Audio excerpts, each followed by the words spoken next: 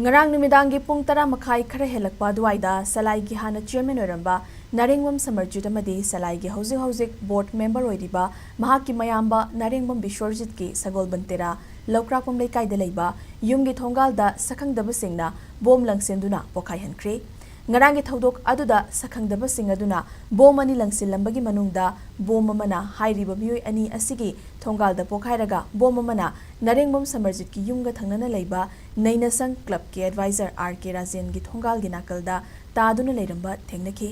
Pokhai haudraba bom adu police ki kangbu ama laktuna ngarang athengbada laukhatkre kanana kari maram gi damak thawong adu chatharambano haiba khangmangamdri ngarang gi thodok adu gi matangda ngasi laikai adu da leiba Nainasang Club na mifam ama pangthoktuna yaningdaba fongdokre